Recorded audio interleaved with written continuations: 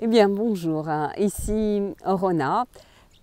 Aujourd'hui, je voulais vous parler de ce nouveau remède anti-âge qui est tout simplement la pensée positive. Comme vous le savez, un vieillissement heureux sera un vieillissement positif. hein. Vieillir n'est pas toujours un long fleuve tranquille, mais ce n'est pas non plus un long naufrage. Il s'agira de garder des lunettes roses sur le nez de plus en plus longtemps au fil de notre avancée en âge. Et selon une étude, eh bien, le moral jouerait directement sur le vieillissement physique d'une personne âgée. En fait, la perception que nous avons de nous-mêmes eh bien, va avoir une influence sur notre vieillissement.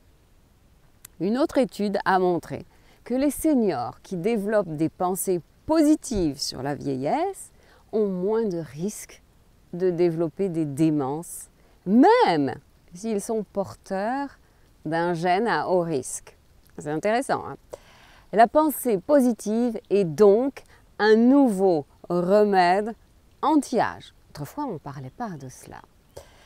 Cela paraît en tout cas tellement logique, puisqu'une personne âgée qui a un bon moral, qui se sent jeune, a souvent l'esprit beaucoup plus alerte qu'une personne du même âge qui est en baisse de morale. Quand une personne vieillissante baisse les bras, elle va très vite se sentir faible. Et la première chose qu'elle va faire, c'est se désengager des activités sociales qui faisaient son quotidien. Et ensuite, eh bien, cette personne ne va plus vouloir participer aux activités physiques, aux activités sportives qu'elle pratiquait. Mais comme en fait c'était vraiment ces activités-là qui la maintenaient en forme, qui lui permettaient de garder un bon moral, eh bien cette personne va très vite ressentir une baisse de tonus, mais qui va la mener à une baisse de son autonomie. C'est toujours le cercle vicieux. Donc, mes seniors, pensons positif pour vivre heureux. Penser positif, nouer des contacts avec les autres, s'ouvrir à eux, donner en faisant du bénévolat. C'est autant de pistes qui mènent vraiment à la positivité et au bonheur. Effectivement, vivre heureux, c'est avant tout, d'après les scientifiques, privilégier les rapports sociaux et ne pas se replier sur soi-même. Au contraire, la solitude au quotidien est néfaste. Les personnes âgées isolées s'avèrent non seulement plus malheureuses, mais elles ressentent également que leur santé, leur capacité cognitive déclinent beaucoup plus vite. Ce qui, toujours d'après les scientifiques, s'explique par le fait que l'isolation sociale active les mêmes zones du cerveau que la douleur physique. Eh bien, c'est fort. Donc, mes seniors, travailler sur notre morale nous empêchera de vieillir trop vite. C'est une bonne nouvelle. La vieillesse commence toujours dans la tête, bien entendu. Il est certain que les pensées positives qu'une personne âgée a d'elle-même va avoir une influence sur son vieillissement. Ça, on le sait. On le savait déjà, que la psychologie joue un grand rôle dans l'état de santé de chacun, jeunes et vieux. Cela n'a plus besoin d'être prouvé. Un bon moral, on le sait, joue directement sur le vieillissement physique et mental d'une personne âgée. À nous, mes seniors, de ne pas nous voir vieux et fragiles. Ce sera vraiment une des méthodes pour ne pas améliorer notre vieillissement. Gardons un bon moral grâce à la pensée positive et notre capital jeunesse sera préservé plus longtemps. Moi, ça me semble intéressant.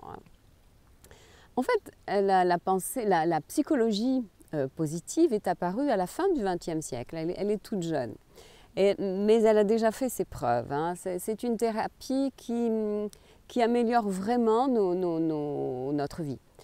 D'ailleurs, le bouddhiste et neurobiologiste Matthieu Ricard dit de la psychologie positive que c'est un domaine de recherche scientifique qui s'est donné pour but d'étudier et de renforcer les émotions positives, celles qui nous permettent de devenir de meilleurs êtres humains, tout en éprouvant une plus grande joie de vivre.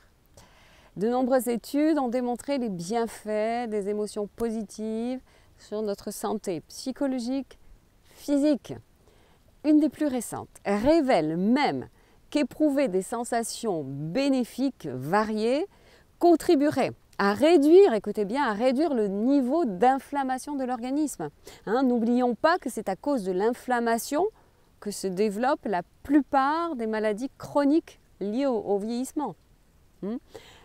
Donc franchement, là, on se dit qu'il est grand temps de privilégier la joie, la gratitude, l'attitude positive dans notre quotidien. Autrefois, nos anciens n'avaient pas cette attitude positive. Donc avoir la positive attitude, c'est prendre les choses du bon côté. Adopter la pensée positive, c'est se montrer optimiste face à toutes les situations et garder le sourire.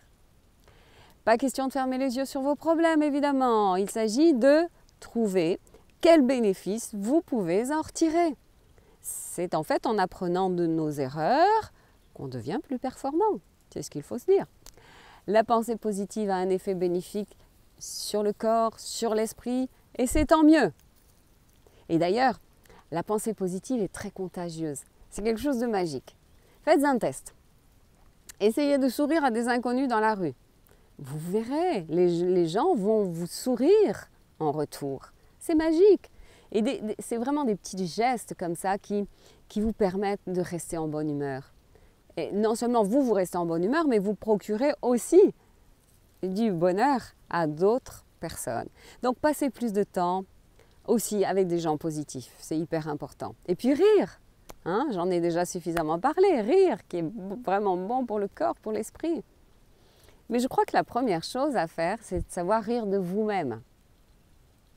Rire de soi-même. Et en fait, si on a assez confiance en soi pour rire de nos défauts, de nos petites manies, eh bien, plus rien ne pourra nous atteindre. Et on va être vraiment en mesure de prendre les remarques des autres avec beaucoup d'humour.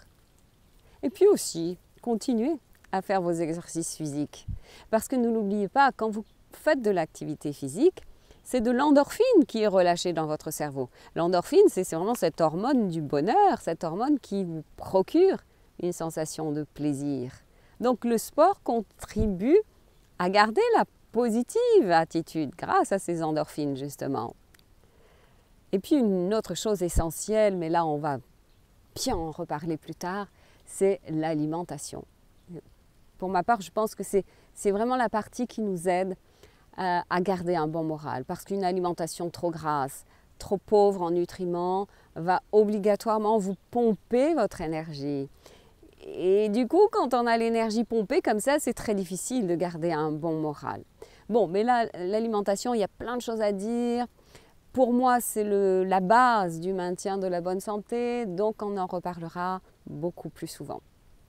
Mes seigneurs, je vais vous remercier pour votre belle écoute. Et puis, n'hésitez pas à me mettre un petit pouce bleu si cette vidéo vous a plu. Et surtout, gardez le sourire. Bonne journée, c'était Rona.